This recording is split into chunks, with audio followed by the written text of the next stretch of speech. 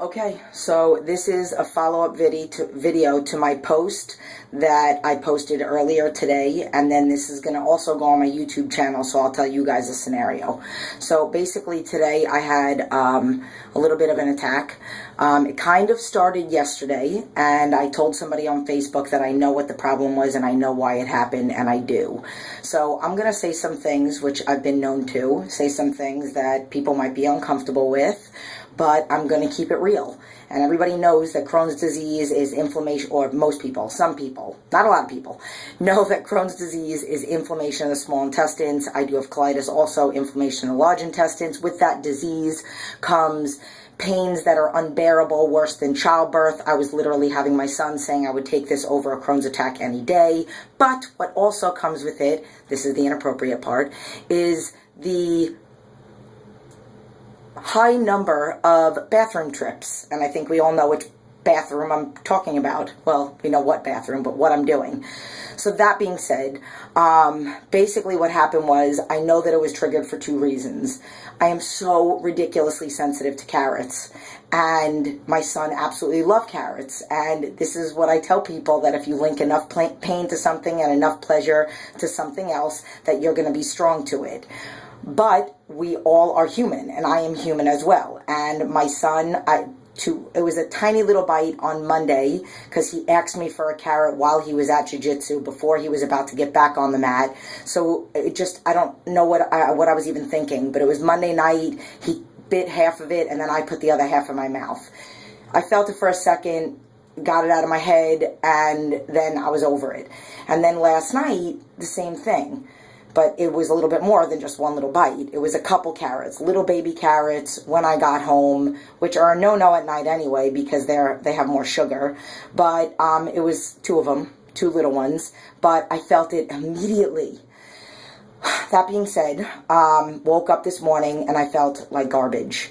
Horrible, massive, massive, massive headache, massive stomach ache, ridiculous. That is part of the reason why I said in my post this morning when I posted what my run was, nothing's going to hold me back from releasing my happy hormone or getting my happy hormone or whatever my word choice was.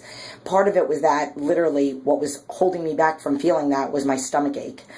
Then every Monday, Wednesday, and Friday, I sit down for an hour and a half before my session and I plan my workouts. Very, very structured, write everything out because I have a horrible memory, but it's no excuse. You learn, you know, if you know you have a bad memory, then you have Post-its, whatever. So basically I planned all the workouts.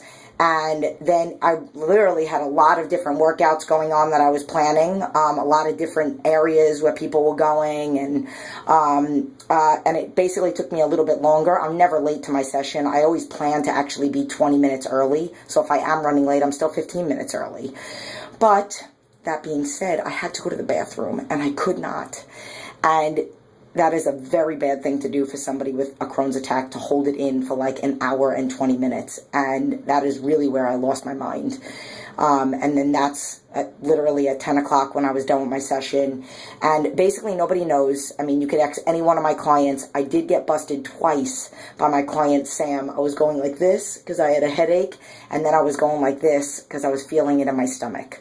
Other than that, you could ask any one of my clients. I deliver. I can totally fake the funk. A lot of the times, my clients make me forget about my pain.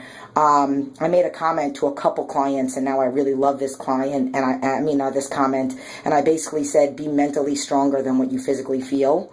And it's super, super true. So that being said, I did rest. I came home, my head, it felt like somebody was slamming me in my head. And then I did not want to go to the hospital. I did not want to cancel my clients tonight. I did not want another $5,000 bill to go to the emergency room. I just didn't. And I just listened. I relaxed. I took a nap for a little bit. And then as I posted on Instagram and on Facebook about how what exercise is cheaper than medical bills. So I said I was going to take a nap and then I was going to try that. So I get up, I'm having a conversation with one of my clients, I'm answering emails that I had from when I was taking my nap, and a conversation that I was having got me really motivated, and I could have marinated in my illness. I could have let it just, and then I was feeling kind of crappy about I feel like I haven't been, I'm literally confiding in you guys, like this is my therapy session, because I tell you, you guys saved me. There were a lot of other things that I was feeling, like I totally missed jiu-jitsu and I haven't been able to go.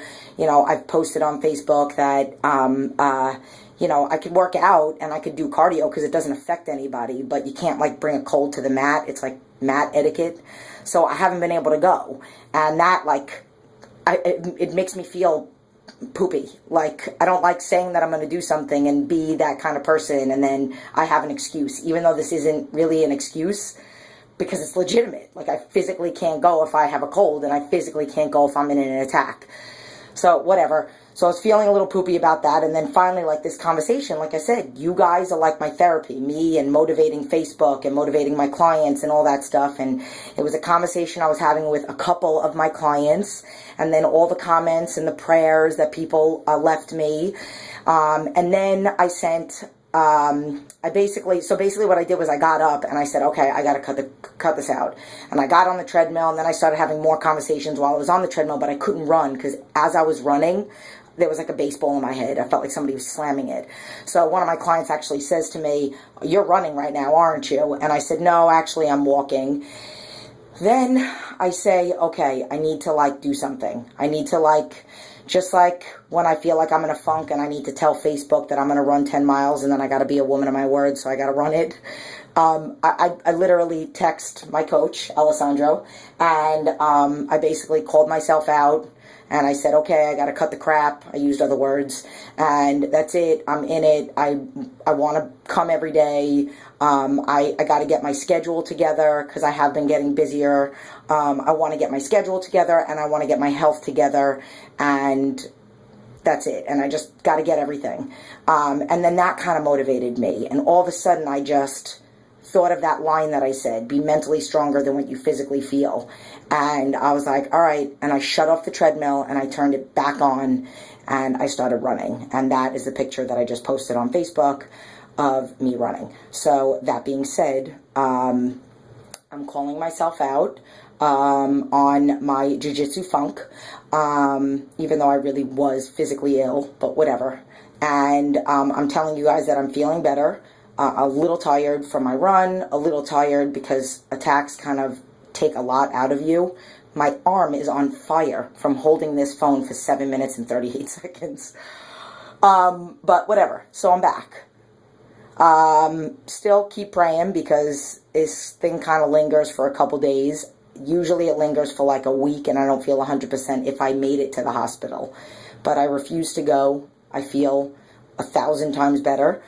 I'm starving, so I really have to go and have to take a shower and then have to go pick up my son. So, I love you, and I made some notes to make sure that I said everything, and I told you guys about my drama. So, thank you to my clients. You know who you are that I was talking to. Thank you to Alessandro for the conversation, for me having a conversation with you, which helped me get myself back in check.